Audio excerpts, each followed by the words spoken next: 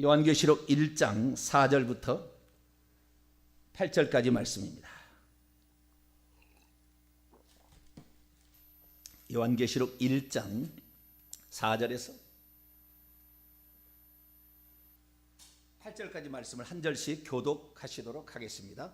요한은 아시아에 있는 7 교회에게 편지하노니 이제도 계시고 전에도 계셨고 장차 오실 이와 그의 보좌 앞에 있는 7 영과 또 충성된 증인으로 죽은 자들 가운데서 먼저 나시고 땅의 임금들의 머리가 되신 예수 그리스도로 말미암아 은혜와 평강이 너희에게 있기를 원하노라. 우리를 사랑하사 그의 피로 우리를 죄에서 우리를 해방하시고 그의 아버지 하나님을 위하여 우리를 나라와 제사장으로 삼으신 그에게 영광과 능력이 세세토록 있기를 원하노라. 아멘. 볼지어다 그가 구름을 타고 오시리라. 각 사람의 눈이 그를 보겠고 그를 찌른 자들도 볼터이요 땅에 있는 모든 족속이 그로 말미암아 애고가리니 그러하리라. 아멘. 같이요. 주 하나님이 이르시되 나는 알파와 오메가라. 이전에도 있고 전에도 있었고 장차 올 자요 전능한 자라 하시더라. 아멘. 기도하겠습니다. 자비로우신 하나님 감사합니다. 오늘도 아버지 저희들을 기도의 자리에 불러주시고 주님을 위하여서 저희들이 기도로서 나가게 하신 것 감사합니다. 모든 일은 전능하신 하나님의 주권에 달려인 줄도 믿습니다. 하나님을 아버지가 기도할 때에 하나님께서 우리를 향하여 일하시는 줄로 믿습니다. 아버지 우리의 기도가 위급한 상황에 아버지 보호와 생명으로 함께할 줄로 믿습니다. 하나님 저희들이 기도하는 것을 통하여 우리의 후손들이 복을 받게 도와주시고 우리가 믿음 안에서 믿음 생활 잘 감당해서 천성에 이르는 성도들이 되도록 역사해 주옵소서. 이 시간도 주의 말씀을 듣고자 합니다. 진리 가운데로 저희들을 인도하여 주옵소서. 우리 주 예수 그리스도의 이름으로 기도하옵나이다. 아멘. 할렐루야. 금요일 날이 참 좋습니다. 금요일 날이 참 좋아요. 기도할 수 있어서. 제가 목사가 된 이유는 기도 마음대로 해보려고, 성경 마음대로 좀 찾아보려고 그런 것도 있었어요. 그런 것도. 참 감사해요. 만약에 제가 목사가 아니었다면 옵션이었을 거 아니에요. 기도하러 나오는 거 옵션. 선택이지 필수가 아니었을 거 아니에요. 그러면은 할 때도 있고 안 할 때도 있을 텐데 오늘 나온 여러분들은 2배, 3배, 10배 복이 있기를 축원합니다. 여러분들은 옵션인데도 필수처럼 생각하니까 틀림없이 하나님 복 주십니다. 딱딱 어느 순간에 느끼게 될 거예요. 그런 자가 돼야 됩니다. 최근 들어와서 제가 이제 성령 강림 주일, 스승의 주일을 맞이해서 성령에 관한 말씀을 제가 증거하고 있는데,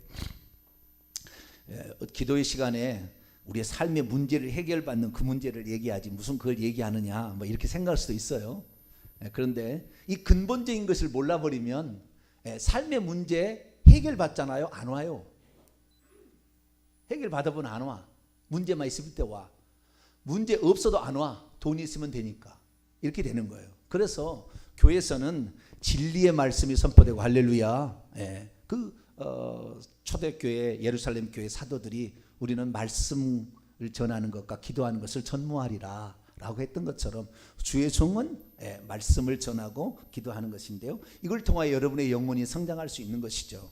그래서 말씀을 좀 더 깊이 알아야 거짓 것에 속지 아니하고 일평생에 돈 딴 데다 안 바치고 시간 아끼고 우리의 귀중한 시간을 하나님의 나라 거룩한 일을 감당할 때에 천국에서 보석과 같은 면류관으로 우리 성도들과 함께 할 줄로 믿습니다.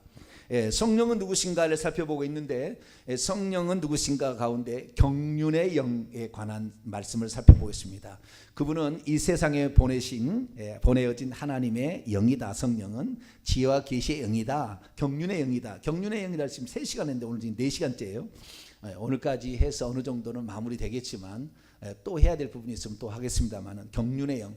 경륜의 영이라는 것은 구약의 역사하는 방식과 신약 예수 그리스도 시대의 방식과 오순절 마가다락방 성령 강림 이후의 방식이 다르다는 거예요. 다르다. 이게 점차적인 발전적으로 이렇게 나아가는 것이 있다는 겁니다. 그런데 거꾸로 역추적해가지고 이렇게 말하는 것은 잘못됐다라는 거죠. 그런데 지금의 교리는 역을 추적해서 이렇게 얘기함으로 성경과 일치하지 않는 것이 있어요. 그러다 보니까 그걸 가지고 약점으로 이단들이 파고들어서 성도들을 미혹해버립니다. 그리고 귀신이 파고들어서 미혹해버리죠.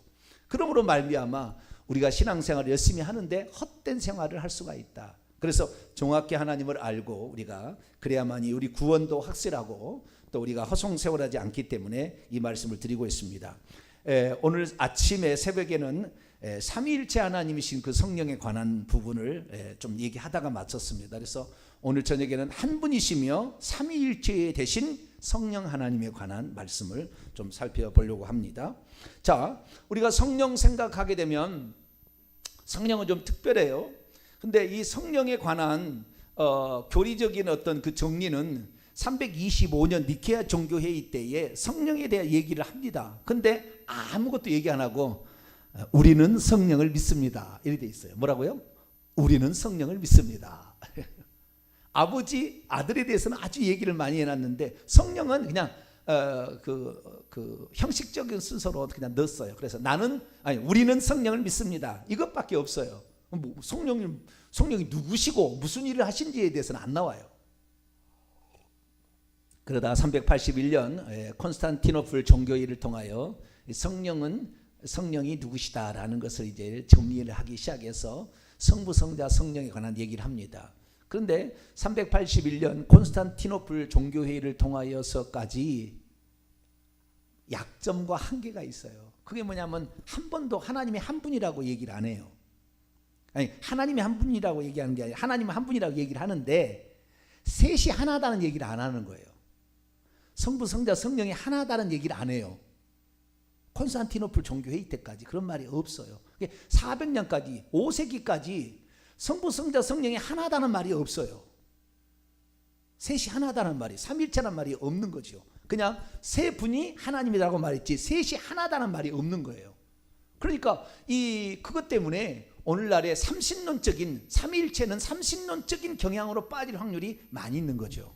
특별히 성령에 관하여서는 나중에 예수 그리스도가 니케아 종교회의 때는 하나님과 동일 본질이다 라고 얘기하므로 예수님이 하나님 되심을 얘기를 했다고 한다면 이제 니케아 종교회의 때는 예수님의 신성을 얘기하므로 예수님이 하나님 되심을 정의하겠다면 콘스탄티노플 종교회의 때는 성령도 하나님이라고 정의를 합니다만은 셋이 하나다는 얘기를 안 하죠. 그러다 보니까 세 신이 정의되어 버린 그런 상태가 이제 되어버리는 거죠. 그래서 오늘날까지 이것이 많은 이제 문제를 안고 있는 것인데요. 우리는 그럼 어떻게 알아야 되느냐? 우리는 이렇게 알아야 됩니다. 성령은 하나님의 영이다. 따라습니다. 성령은 하나님의 영이다. 이렇게 정의를 내리면 그냥 이것은 100% 답이에요. 성령은 하나님의 영이다. 근데 성령은 예수의 영이다. 성령은 그리스도의 영이다. 성령은 아들의 영이다라는 것은 오늘 시대에는 맞지만 구약에는 틀린 거예요. 아직 구약에는 아들로 나타난 적이 없었기 때문에 예수님이 나타난 적이 없어요. 예수님은 하나님으로 존재하고 계셨으나 나타난 적이 없었어요. 품속에 있었기 때문에 그때는 성령을 아들의 영이다, 아버지의 영이다, 아들의 영이다, 예수의 영이다, 그리스도의 영이라는 말을 안 쓴 거예요. 구약에는 오직 하나님의 영이다 이렇게 하다가 모세 때에 하나님께서 당신의 이름을 여호와라고 알려준 다음부터는 여호와의 영이다 이렇게 얘기를 하기 시작한 거예요. 그래서 구약의 하나님은 신부는 하나님의 영이다. 그 하나님이 여호와의 이름을 여호와라고 가르쳐줬기 때문에 여호와의 영이다라고만 있다가 그 하나님께서 디모데 3장 16절 육체로 나타난 바 되심으로 말미암아 이제 아들로 오셨잖아요. 그래서 그 아들이 죽고 또 다른 보혜사를 보내준다. 이제 내가 온다고 했기 때문에 그 영을 우리는 아들의 영, 그리스도의 영, 예수의 영 이렇게 표현하는 거죠. 그래서 오늘날 우리는 성령이 예수의 영이다, 아들의 영이다 이렇게 하는 겁니다. 구약 시대는 그게 아니었다는 거예요. 이게 경륜적인 차이가 있다는 거죠. 아시겠죠? 네. 그런데 이 경륜적인 차이를 무시해 버린다고 한다면 심지어 어떻게 얘기하고 있냐면요. 어거스틴이라는 사람 있잖아요. 394년 곧 태어나가지고 400 몇 년, 50년인가요? 그때 돌아가신 이 어거스틴이라는 사람인데 어거스틴은 뭐라고 했냐면은 삼위일체 하나님을 믿지 아니하면 구원을 받을 수 없다 그래요. 삼위일체 하나님을 믿지 않으면 구원을 받을 수 없다, 그 얘기를 해요. 근데 그게 틀린 거예요. 왜? 구약시대 단 한 사람도, 구약의 성도에 단 한 사람도 성부, 성자, 성령이 있다고 믿은 사람이 없거든. 아무도 그런 사람이 없거든. 그러니까 구약의 시대는 다 그러면 지옥 간 거예요. 그러니까 어거스틴은 자기 시대 이미 성령이 오신 후에 이 성령이 하나님의 영, 성령이 삼위의 세 번째 위격을 가진 영이라는 것은 그 뒤에 일인데 그것을 소급 적용해 가서 얘기하는 거예요. 그러니까 우리가 하나님 얘기할 때는 오늘 우리에게 믿으라면 우리는 그분은 한 분 하나님의 영이지만 삼위일체 영이에요. 할렐루야. 이 두 가지를 다 우리는 가져가야 되는 거예요. 아리우스 이단이 뭐냐? 최초의 이단이 아리우스인데 이 아리우스가 교회사 가운데 아리우스가 어떻게 이단이냐면 아리우스는 그 알렉산드리아의 교회의 장로였고 그 감독, 그 교회 감독은 알렉산더 감독과 아리우스 감독인데, 아리우스 감독은 저 안디옥에 가서 공부를 좀 해갖고 왔어요. 안디옥은 예수의 인성을 좀 강조한 데고 알렉산드리아는 예수의 신성을 강조한 건데, 이 아리우스가 저 안디옥에서 공부를 해오더니 뭐라고 하냐면 하나님만 한 분이고 하나님이 모든 만물을 창조하셨고 그분 혼자 창조하셨고 그분만 하나님이고 예수님은 하나님으로부터 나와서 탄생했기 때문에 예수님은 피조물이다, 그렇게 얘기를 한 거예요. 그러니까 이제 그때부터 이제 둘이가 싸움이 나는 거죠. 알렉산드로스라고 하죠. 알렉산드로스는 뭐냐, 예수님이 그러면 피조물이라고? 피조물을 통해서 믿어서 우리가 구원을 받을 수 있어? 피조물을 통해서 우리가 구원을 받을 수 있어? 라고 이제 얘기를 하니까 아니 성경에 나와 있는 대로 믿자. 그래가지고 성경을 막 얘기하다가 싸우는 거죠. 그래서 이 하나님의 한 분을 막 강조하다가, 하나님을 강조하다가 아리우스 이단이 나오는 거예요. 하나님 한 분이다 이렇게 하다가 아리우스 나오는 거예요. 하나님이 그게 아니라 예수님도 하나님이고 성령은 하나이다가 삼신론적으로도 갈 수 있어요. 그러니까 두 가지 위험성이 다 있는 거예요. 그럼 우리는 두 가지를 다 이게 위험성을 알고 정확한 성경의 가르침을 알아야 되니까 우리는 한 분 하나님인데 성령님이 누구냐? 구약에는 하나님의 영이다. 할렐루야. 하나님이 이 땅에 당신의 영을 보내서 일을 하신 거죠. 천지창조하시고 만물을 섭리하고 다스리고 이게 하는 거죠. 사람을 뱃속에 창조하시고 이렇게 다 성령이 그렇게 하시는 거죠. 그러다가 예수님께서 내가 또 다른 보혜사를 너에게 보내주는데 그 너희 속에 있게 할 것이고 영원토록 이 시대까지는 떠나지 않을 거다, 이렇게 해가므로 구약시대는 몇몇만 성도들이 위에 받아서 은사를 체험했던 것을 이제는 모든 사람이 다 체험할 수 있는 경륜적인 새로운 영으로 올 거라고 얘기를 했는데, 그 성령이 바로 이제 오셨으니까 우리는 그 성령을 신약 이후에는 예수의 영이라고도 맞고 아버지의 영이라고도 맞고 아들의 영이라고도 맞고 그리스도의 영이라고도 맞는 거예요. 할렐루야. 그래서 우리는 두 가지를 다 믿어야 되는데, 그러면 이 성령에 관하여 우리가 정의를 할 때 어떻게 정의하느냐? 결론적으로는 요한계시록에 나와 있는 성령 하나님으로 우리가 정의하는 것이 최고로 좋아요. 요한계시록 계시의 완성이니까. 그래서 요한계시록에서는 과연 성령이 뭐라고 되어 있느냐, 이 부분을 오늘은 정리할까 합니다. 자, 요한계시록에서는 성령을 무엇이라고 하느냐? 요한계시록에서는 요한계시록 1장 4절에 처음으로 나와요. 1장 4절에. 자, 1장 4절을 볼까요? 시작. 요한은 아시아에 있는 7교회에게 편지하노니 이제도 계시고 전에도 계셨고 장차 오실 이와 그의 보좌 앞에 있는 7 영과 이제도 계시고 전에도 계시고 장차 오실 이는 주 하나님에 대한 묘사입니다. 주 하나님의 묘사고 주 하나님에 대한 설명이라고 할까요? 설명이고 자기 선언이 있고 설명이 있습니다. 자, 1장 8절을 봐봐요. 요한계시 1장 8절을 봐봐요. 하나님이 우리가 하나님이 이런 분이라고 말하는 설명과 하나님이 나는 누구다라고 말하는 건 상당히 다른 거예요, 차원이. 자, 1장 8절 읽읍시다. 시작.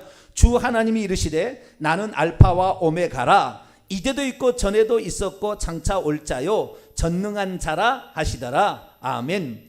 여기에 보면은 이 번역이 여러 가지로 이제 할 수가 있는데요. 자기 선언은 나는 알파와 오메가라 라는 말은 분명히 하나님 자기 선언이에요. 그죠? 나는 이것이다 라고 하니까 나는 이것이다. 그런데 이제도 있고 전에도 있었고 장차 올 자요 전능한 자라는 것은 주 하나님에 관한 설명, 사도 바울이 사도 요한이 설명하고 있는 건지 아니면 하나님이 말하고 있는지는 정확히 구분이 안 돼요. 그런데 분명한 것은 나는 누구다라는 것은 하나님이 자기 선언인데, 그런데 설명이 누구냐? 왜 설명이라고 얘기하면 이제도 있고 전에도 있었고 장차 올 자란 똑같은 말이 1장 4절에 똑같이 나와요. 그런데 1장 4절에 사도 요한이 하나님을 소개할 때, 주 하나님을 소개할 때 이제도 계시고 전에도 계시고 장차 올 자, 이게 이제 헬라로 호온 카이 호엔 카이 호 에르코메노스 이렇게 딱 나오고 똑같은 단어가 나와요. 그래서 설명이라고 저는 보여져요. 그런데 설명이라 않고 빨간 글씨로 나올 수도 있는 성경도 있겠지만 설명이라고 보여지기도 하고, 그렇다고 또 아니라고 말할 수도 어렵습니다. 근데 좌우지간 둘 중에 하나인데 그 상관없이 좌우지간 이때도 있고 전에도 있었고 장차 올 자는 하나님이 누군지에 대한 설명이에요. 아시겠죠? 주 하나님이 그렇다라는 겁니다. 그리고 두 번째로 그의 보좌 앞에 있는 7 영이라는 것을 사도 요한이 편지를 쓸 때 인사말로서 성부와 성자와 성령의 이름으로 너희에게 은혜와 평강이 있을지어다 라고 말을 하고 싶었던 것 같아. 그래가지고 성부를 먼저 얘기했다. 성부라는 건 아닙니다, 정확히는. 그러나 성부격으로 얘기를 했어요. 이제도 계시고 전에도 계시고 장차 오실 이. 그 다음에 성령, 성자가 먼저 나와 있는데 성자는 설명할 게 엄청 많아. 그게 뒤로 뺐고 중간에 성령을 집어넣었어요. 그의 보좌 앞에 있는 7 영. 그 다음에 예수님에 관한 성자에 얘기하는데 충성된 증인이요 죽은 자들 가운데서 먼저 나시고 땅의 임금들의 머리가 되신 예수 그리스도, 그분이 바로 5절 하반절에 우리를 사랑하사 그의 피로 우리를 죄에서부터 해방하여 주시고 그의 아버지 하나님을 위하여 우리를 나라와 제상으로 만드신 이분이라고 설명하고 있습니다. 그러면 우리는 이제 이것을 삼위일체라는 어떤 관점에서 이 설명을 이게 듣게 되면 삼위일체적으로 들려요. 왜? 성부와 성령과 성자의 설명이 아니냐. 그래, 안 그래요? 그렇잖아요. 느낌이 그냥 탁 이렇게 느낌이 오잖아요. 그냥. 근데 여러분, 사도 바울은 편지를 썼어요. 13권의 편지를 썼는데 인사말에 편지를 쓰는데 거기에 성부와 성자와 성령의 이름으로 은혜와 평강이 있기를 한 번도 얘기하지 않아요. 13권 성경 중에 골로새서를 제외한 나머지 성경은 다 우리 하나님 아버지와 주 예수 그리스도로 말미암아 은혜와 평강이 너희에게 있기를 원하노라, 이거예요. 골로새서는 주 예수 그리스도가 빠집니다. 우리 하나님으로 말미암아 은혜와 평강이 너희에게 있기를 원하노라, 이렇게 돼 있어요. 골로새서를 제외한 나머지 다 성경은 우리 하나님 아버지와 주 예수 그리스도로 말미암아 너희에게 은혜와 평강이 있을지어다, 이렇게 나와요. 그런데 요한계시록 유일합니다. 유일해. 요한계시록이 유일한데 요한계시록 다른 성경책에는 아예 성부와 성자의 이야기도 없어요. 근데 요한계시록만 유일하게 이 세 분처럼 표현되는 이 표현이 나온다는 거예요. 이 세 분이. 그래서 우리는 이걸 통하여 한 분이시면서 삼위일체 되신 하나님을 우리가 알아야 되는 거예요. 그런데 많은 사람이 삼위일체 쪽으로만 생각을 해요. 그래서 성부와 성자와 성령, 성부와 성령과 성자에 대한 설명이라고 이렇게 이 본문을 이해를 합니다. 이해를. 그런데 그것은 이 하나만을 알고 두 개를 모르는 거예요. 그게 무슨 말이냐면, 잘 보세요. 지금부터 잘 봐야 돼요. 왜 잘 봐야 되냐면은 이제도 계시고 전에도 계셨고 장차 오실 이라고 하잖아요. 이 표현이 성부에게만 적용되느냐라는 거죠. 성부에게만 적용되느냐 말이에요. 이렇게. 근데 요한계시를 읽어보게 되면 성부에게만 적용되는 게 아니에요. 이 말이. 왜냐하면 요한계시록 이제 나중에 이제 제가 했던 강의를 들어보시면 되지만 요한계시록에 예수 그리스도께서 오시는 부분이 있어요. 예수님이 재림주잖아요. 그러니까 성부와 성자와 성령으로 위격적 차이가 나타나게 될 때는 아버지는 기도를 받으신 분이잖아요. 너희는 이렇게 기도하라, 하늘에 계신 우리 아버지요, 기도를 받으신 분. 예수님은 요한복음 5장 27절에 따라서 아들 되음으로 말미암아 심판을 권하셨기 때문에 재림하실 때 그 인자가 자기 영광의 보좌에 앉아 12지파와 온 세상을 요한계시록 19장에 심판하시잖아요. 그래서 심판주로 예수님이 오시는데 그 심판주로 오시는 그 시점에 이 표현이 전에도 계셨고 지금도 계시고 장차 오실 인데 원문은 그렇지 않습니다. 미완료 직설법 능동태에다가 현재 분사에다가 그 다음에 동사 직설법 동사 뭡니까? 동사, 분사, 현재, 중간태, 수동태, 디포로 나와요. 이 설명을 해보자면 미완료이기 때문에 이미 있었고 아직도 있는 이라는 말이에요. 처음에는 이미 있었고 아직도 있는 이와 현재 계신 이와 지금도 오고 계시는 이라는 뜻입니다. 우리 우리말 성경에는 전에도 계셨고 지금도 계시고 장차 오실 이 이렇게 표현이 되지만 이것을 정확히 표현하자면은 이미 있었고 아직도 계시는 이와 지금도 계시는 이와 지금도 오고 계시는 이 이렇게 표현이 됐다 그 말이에요. 오고 계시는 누구예요? 예수 그리스도를 지칭하는 거예요. 한 분 하나님이셨지만 이 사역적 구분이 나타나게 될 때 장차 재림하실 분은 예수 그리스도거든. 그럼 예수 그리스도가 언제 오시려고 하느냐? 예수 그리스도의 출현은 요한계시 1장에 정확히 나오고 그 다음에 4장부터 환상에 들어가게 되는데 그 환상 가운데에 그 하나님으로부터 오른손에 있는 7인으로 봉한 두루마리 책을 떼는 어린 양으로 비유적으로 말합니다. 비유적. 어린 양은 실제가 아니에요. 비유적으로 7 눈들과 7 뿔들이 있으니까 이거 비유적이에요. 비유적으로 등장하는데 이분이 이렇게 떼시는 거예요. 이분이 이렇게 떼시는데 7개 인을 떼시는데 7개 인을 떼실 때에 7개 인을 때 7 나팔이 되고요. 7 나팔이 다시 7 대접으로 또 이렇게 확장이 되는 거거든요. 그런데 이것이 이 요한계시록 11장에 가면은 7번째 나팔이 울려 퍼지게 될 때에 7번째 나팔이 울려 퍼지게 될 때에 장차 오실 이가 빠져요. 이미 오셨기 때문에 심판주로. 자 보세요. 이 부분에 관하여 우리가 보는데요. 1장 4절에도 이제도 계시고 전에도 장차 오실 이가 주 하나님에 대한 설명이죠. 8절에도 그렇게 나오지 않습니까? 그런데 11장에 세 번째 나와요. 자 11장 넘어가 봐요. 11장에 7번째 나팔이가 울려 퍼지면은 장차 오실 이라는 건 빠져요. 장차 오실 이가 빠져요. 장차 오실 이가. 자 15절 17절인데요 15절 보니까 7번째 나팔이 울려 퍼지면 마지막 나팔 속에 주님이 온다고 했잖아요. 그래서 세상 나라가 우리 주와 그의 그리스도의 나라가 되었다라고 얘기하잖아요. 17절 읽습니다. 시작.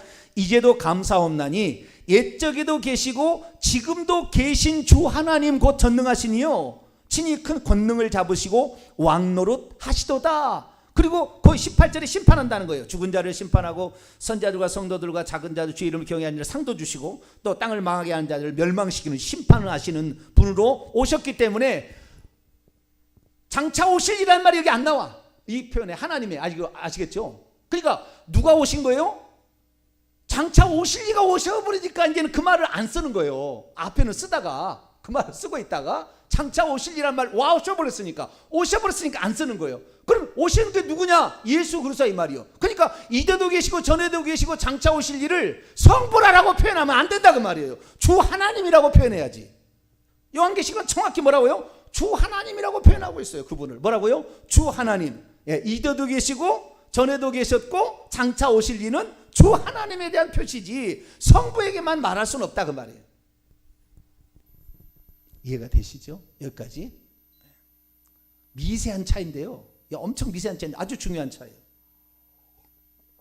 그래서 우리는 이제도 계시고 전에도 장차 오실 이는 하나님 한 분에 대한 이야기다라는 사실을 우리가 알 수가 있죠. 그러면 그 하나님 한 분이신 그분이 어디에 앉아 계시느냐? 하나님의 보좌에 한계에 있는 그 보좌에 앉아 계셔요. 근데 그 보좌에 앉아 계시는 그분을 누구라고 하느냐? 주 하나님이라 그런다고 말해요. 주 하나님. 자, 요한계시록 7장 10절을 볼까요? 10절 읽습니다. 시작. 큰 소리로 외쳐 이르되 구원하심이 보좌에 앉으신 우리 하나님과 어린 양이. 보좌에 앉으신 분이 누구라고요? 우리 하나님이라. 자 19장. 보좌에 앉으신 이가 이제도 계시고 전에도 계셨고 장차 오실 이에요. 19장 6절과 7절 할렐루야부터 읽습니다. 시작. 할렐루야 주 우리 하나님 곧 전능하신 이가 통치하여. 1장 8절에 나오고 똑같죠. 주 하나님 전능하시니 설명으로 나온 거. 그 다음에 7절 7절이 아니라 4절로 올라갑시다. 4절로 시작. 또 24장로와 네 생물이 엎드려 보좌에 앉으신 하나님께 경배하여. 그래서 이 주 하나님 전능하신 이는 보좌에 앉으신 이예요. 보좌에 앉으신 이. 이분이 보좌에 앉으시니, 그게 보좌에 누가 앉으시느냐? 많은 사람들은 성부가 앉아 계시고 성자는 우측에 서 있다 이렇게 생각하시는데, 우측에 앉아 있다 생각하는데 그게 아니라고요. 주 하나님이 그 보좌에 앉아 계셔요. 주 하나님이. 그럼 주 하나님이 보좌에 앉아 계신 분이 자기를 누구라고 선언하느냐? 자, 요한계시록 20장 5절 6절 읽습니다. 시작. 보좌에 앉으신 이가 이르시되 보라 내가 만물을 새롭게 하노라. 여러분, 하나님의 말씀하신 것은 여기 1장 8절에 나는 알파와 오메가다라고, 아니 알파 처음과 아까 뭐였죠? 처음과 마지막이라고 했죠. 알파 오메가네. 알파 오메가. 처음에 요한계시록 1장 8절에 하나님이 나는 알파 오메가라고 두 번째 하나님 지금 말씀하시는 거예요. 요거예요. 지금 이 중간에 말씀한 게 없어요. 다 표현만 있을 뿐이지 직접 말씀한 이거 처음인데, 보좌에 앉으시니까 뭐라고 합니까? 내가 만물을 새롭게 하노라 하시고, 또 이르시되 이 말은 신실하고 참되니 기록하라 하시고, 또 내게 말씀하시되 이루어졌도다. 나는 알파와 오메가요 처음과 마지막이라. 내가 생명수 샘물을 목마른 자에게 값없이 주리라. 그렇게 얘기를 하시, 또 계속해서 얘기를 하시는데, 이분이 보좌에 앉아 계시니까 얘기를 하는 거예요. 근데 나는 알파 오메가, 1장 8절에 알파 오메가 나왔거든요. 주 하나님이 전능하시니까. 그리고 여기에서 또 알파 오메가 나오는데 22장 넘어가 보면 그거 예수님이 그 얘기를 하고 계세요.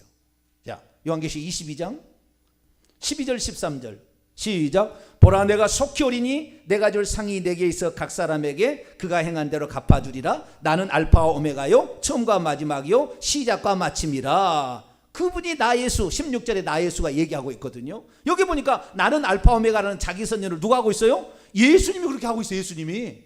그러니까 우리가 천국에 가면은 하나님의 보좌에 예수님이 앉아 계신다고. 예수님이 지금 가면은 성부가 앉아 계시고 성자는 우측에 있는 게 아니라, 지금 천국에 가면은 나는 알파와 오메가다라고 얘기하신, 처음과 마지막 얘기하신 그분이 거기 앉아 계신다 그 말이에요. 그러니까 이제도 오시고 전에도 계셨고 장차 오실 일은 주 하나님에 대한, 한 분 하나님에 대한 설명이지 성부만을 딱 찍어서 얘기하는 게 아니라 그 말이에요.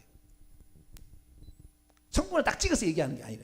그래서 우리는 주 하나님이 누군지 아는데, 주 하나님을 뭐라고 얘기하느냐? 주 하나님만이 창조했다고 딱 나와요. 자, 요한계시록 4장.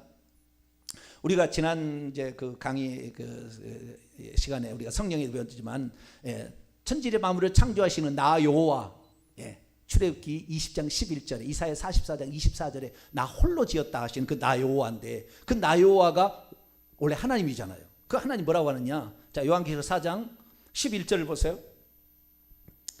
10절로 11절 읽습니다. 시작.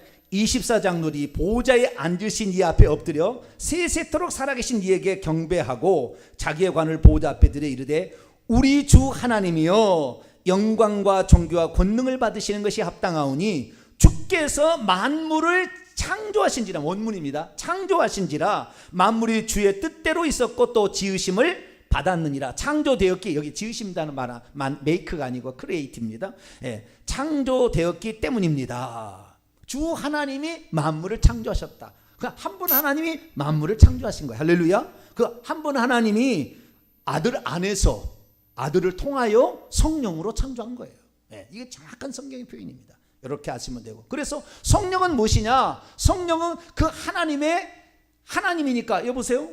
자, 옛적에도 계셨고, 그러니까 이미 계셨고 아직도 계시니, 지금도 계시니, 그 다음에 장차 오실리. 이것을 성부, 성자, 성령을 한번 나눠봅시다.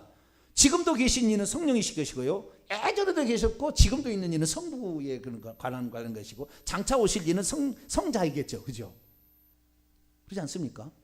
그렇게 표현하니까 이 주 하나님에 대한 설명인데, 그 주 하나님을 한 분으로만 이렇게 보면 또 안 되니까. 왜? 그분이, 이 예수님이 오시고 성령이 오심으로 새 위격적 구분이 생겼잖아요. 분명하게 새 분이 생겼으니까 그거에 대해서도 또 이 새 위격적 구분이 있다는 것을 알게 하기 위해서 하나님 보호자, 그 하나님 보호자 앞에 있는 7 영들이라고 표현을 한 거예요. 성령은 그렇게 구별될 수 있다는 거, 구별될 수 있다. 아시겠죠? 구별될 수 있다는 걸 분명히 얘기하는 거라. 한 분이지만 한 분이 다 하셨다 이게 아니라 구별될 수 있다는 걸 분명히 얘기한 거죠. 거기에 삼일체적으로 얘기를 한 거다. 그리고 그 어린 양 되신 분은 우리를 위해서, 우리를 죄로부터 해방하기 위해서 육체를 입으시고 십자가에 죽으셔서 내가 전에 죽었었더라 이렇게 말씀하시므로 죽었다가 살아나시니, 그래서 우리를 죄로부터 해방하시고 왕국과 제사장으로 삼으신 그분은 예수 그리스도다. 그래서 위격적 구분으로 나타나서 우리를 위해 행하신 그분도 우리가 기억해야 된다는 거예요. 그러면 이 성령은 하나님의 보좌 앞에 있는 일곱 영이다 이렇게 얘기했다고요. 그러면 일곱 영이라는 말의 의미는 뭐냐? 일곱이라는 것은 이 땅의 완전수, 이 땅의 모든 것을 다 감찰하시는 분이란, 완전히 감찰하신다는 것이고요.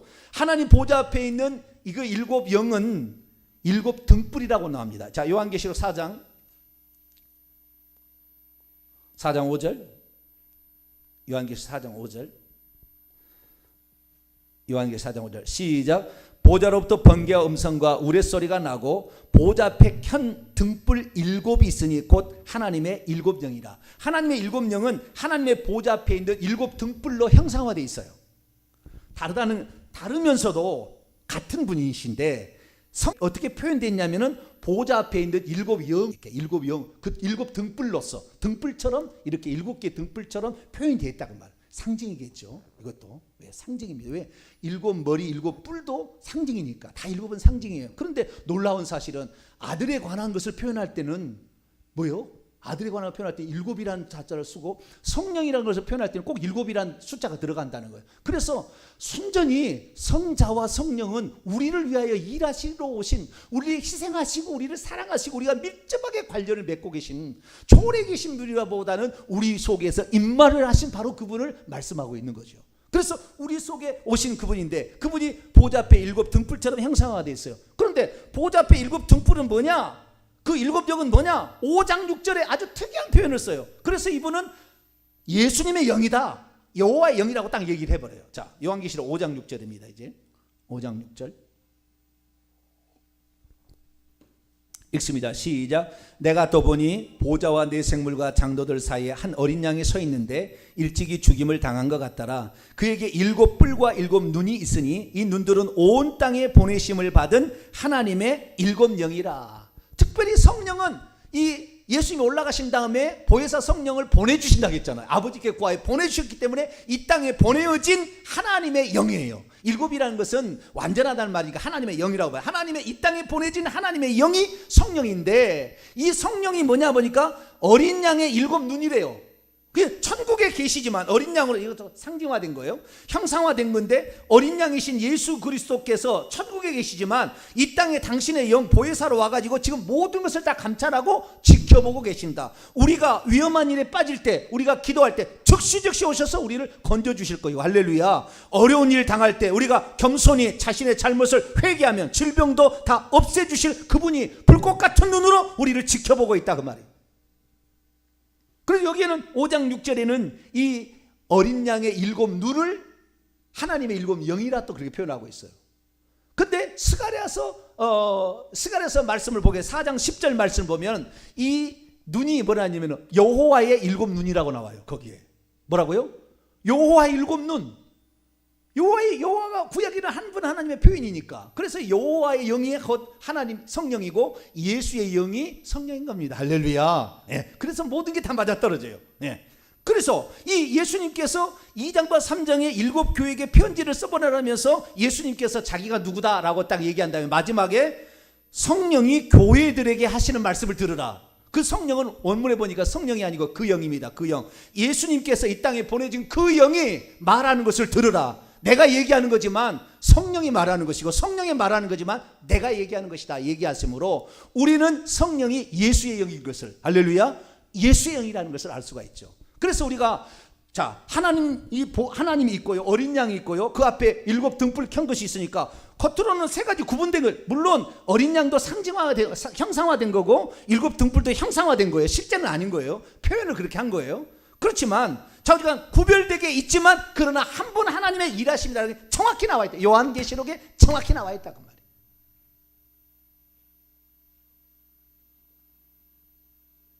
그래서 우리는 요한계시록을 통하여 한 분 하나님이시면서 삼위일체로 일하시고 계시는 그 하나님에 관하여 정확한 계시를 받을 수가 있으니 우리는 요한계시를 통하여 한 분 하나님이 역사하는 것을 알게 되는 겁니다. 할렐루야.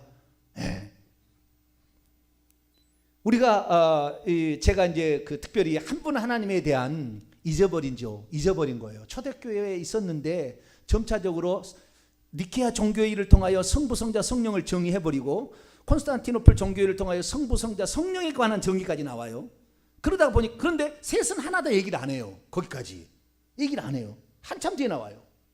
그러다 보니까 이 사람들이 오늘날에 세 분 하나님이 있는데 그를 세 분 하나님이라고 표현하면 이단되니까 한 분이라고 표현해야 되는 모양이야 라고 생각하게 지금 가버렸다고요. 근데 그게 아니라 성경은 그 위험성을 양쪽을 분명히 얘기한다 그 말이에요. 나눠져 있다 그 말이에요. 어린 양이 있고 7 등불이 있다 그러면 정확히 구별을 했다 그 말이에요. 그렇지만 그 영은 어린 양의 눈이고 성령은 어린 양의 눈이고 여호와의 눈이다 그 말이에요. 그분이 누구예요? 전에도 계셨고 지금도 계시고 장차 오실 그분이다 그 말. 그분 그분이 주 하나님이고 그분이 전능자고 그분이 뭐래요? 나는 알파 오메가요, 나는 처음과 시작이요, 처음과 마지막이요, 시작과 끝이라 이렇게 얘기했다 그 말이에요. 그래서 우리는 이렇게 아는 거예요. 근데 우리가 여기서 한 가지 마지막으로 제가 말씀드릴 것은 이 한 분 하나님이 구약시대는 주 하나님이라고 하도 가르쳐달라는 자기 이름을 얘기했잖아요. 그 신약에 이제 그분이 오셔가지고 아들이 되셨잖아요. 그래서 그분이 가셔가지고 누구를 보내줬어요? 성령을 보내주셨어요. 근데 그 성령은 정확히 자기 위격이 있어요. 위격이. 그래서 오순절 성령 강림 위에 오신 성령은 자기를 스스로가 1인칭 시점으로 얘기를 합니다. 1인칭 시점으로. 그러니까 구약에 예수님이 1인칭 시점으로 나온 데가 없어요. 구약에 성령께서 1인칭 시점으로 나온 표현이 하나도 없어요. 전부 구약은 나 여호와가 1인칭 시점을 여호와라고 얘기를 하는 거예요. 드디어 예수님이 이 땅에 오셔서는 예수님이 나를 인자라 아들이라 이렇게 얘기합니다. 그리고 나하고 아버지를 구별해요. 자 마태복음 26장 마태복음 26장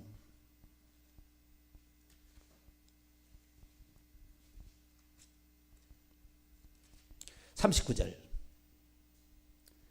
마태복음 26장 39절 읽습니다. 시작. 조금 나아가사 얼굴을 땅에 대시고 엎드려 기도하여 이르시되 누구에게 기도하는 거예요? 아버지에게. 내 아버지여 만일 할만하시거든 이 잔을 내게서 지나가게 하옵소서. 그러나 나의 원대로 마시옵고 아버지의 원대로 하옵소서. 아버지가 원하시는 거 있고 예수님이 원하시는 게 있잖아요. 이 잔이 지나가는 것은 나의 원이고 이 잔을 마셔야 되는 것은 아버지의 원이죠. 그렇죠. 그래서 분명히 의지적인 차이가 있는 거예요. 구별이 있는 거예요. 위격적 구별이 있는 겁니다. 아들과 아버지의 위격적 구별이 있는 거예요. 성령도 그래서 나의 원대로 1인칭 시점을 얘기한다고 하면 나라는 말을 얘기하는 거예요. 구약에는 예수님이 단 한 번도 나라고 얘기한 적이 없어요. 아직 안 나타났으니까. 한 분 하나님으로 계셨으니까. 그런데 성령께서 오순절 성령 강림에는 성령께서도 나 1인칭 시점을 얘기합니다. 자, 사도행전 13장 다 왔습니다. 이제 사도행전 13장 2절을 보겠습니다. 2절 사도행전 13장 2절 읽습니다. 시작. 주를 섬겨 금식할 때 성령이 이르시되 내가 불러 시키는 일을 위하여 바나바 사울을 따로 세우라. 근데 따로 세우라 그 사이에 나를 위하여란 말이 또 있어요. 그러니까 원문을 지게 가면 너희는 내가 이미 부른 채 있는 바에 이를 위하여 바나바와 사울을 나를 위하여 구별하라. 성령이 나라는 표현을 쓴다니까. 처음으로 오순절 성령 강림에는 그런 일이 없어요. 항상 하나님이 성령으로 행하셨지. 다 하나님이 성령으로 다 행하셔. 하나님이 성령으로 예언도 하시고 예언도 하게 하시고 환상도 보게 하시고 다 이렇게 하는데 성령이 나라는 시점을 얘기하지 않는데 이 오순절 강림에는 나라고 얘기하는 거예요. 그래서 성령께서 드디어 스스로 말씀하시기 시작합니다. 그러니까 한 번도 독립적으로 말했다는 말이 이 오순절 사도행전 2장 오순절 성령 강림 이전에 한 번도 안 나와요. 성령이 스스로 말했다는 말이 한 번도 안 나와. 그러다가 오순절 성령 강림 이후에 드디어 말씀하기 시작해요. 성령이 빌립에게 저 수레로 가라 얘기도 하고 베드로에게 두 사람이 왔으니 그를 따라가라 얘기하고 그 다음에 안디옥 교회에게 바나바 사울을 따로 삼아라 이렇게 얘기한다고. 요한계시록에 보게 되면 14장에 보게 되면은 또 성령이 말씀하시기 나와요. 요한계시록 22장에도 성령이 말씀한 게 나와요. 그래서 성령이 말씀하시고 있는 부분이 나와요. 그래서 구별이 있는 거예요. 구별이 따로, 아시겠죠? 인격적 구별이 있지만, 그러나 그것이 전혀 다르냐? 그게 아니라 한 분 하나님의 역사다. 할렐루야. 그래서 이 세 분이 서로 싸울 일은 없어요. 서로 싸울 일이 없다고. 이 세 분이 싸울 일이 없다고. 모두 한 분 하나님의 역사가 우리를 위하여서 아들로 나타나시고 그 다음에 성령으로 나타나셨으니까, 그러면서 동시도 존재하는 이 하나님이 바로 우리가 믿는 하나님이다. 그래서 성령께서는 그래서 경륜적으로 지금 얼마든지 말씀하실 수 있어요. 그런데 그분이 단 한 번도 성경에 이 콘스탄티노플 종교회의 때 뭐라고 결정하냐면은 성령은 예배를 받으시고 경배를 받으시는 분이라고 나와요. 근데 한 번도 신구약 성경에서 성령이 경배를 받거나 예배를 받았다는 말이 안 나옵니다. 단 한 번도 안 나와요. 누구만? 성부와 성자만 나와요. 그러면 성령을 왜 빠졌냐 이거예요. 그거 하고 마칩니다. 이제 1분 남았습니다. 요한복음 16장에 답이 나와요. 이 부분에 관한 저 자세히는 다음에 또 얘기하겠습니다만은 이 부분을 읽고 마치도록 하겠습니다. 요한복음 16장 13절입니다. 13절 14절 읽습니다. 시작. 그러나 진리의 성령이 오시면 그가 너희를 모든 진리 가운데로 인도하시리니 그가 스스로 말하지 않고 오직 들은 것을 말하며 장래를 너희에게 알리시리라. 그가 내 영광을 나타내니 내 것을 가지고 너희에게 알리시겠습니다. 네. 그래서 성령께서는 끝까지 자기가 경배받는 것을 성경에는 안 나와요. 오직 성부 한 분 하나님 예수 그리스도 그분만이 경배받는 것으로만 나옵니다. 그래서 얼마나 겸손한 영인지 우리는 알아야 돼요. 우리가 성령을 알게 되면 자기를 감추고 오직 그분만을 드러낸다 그 말.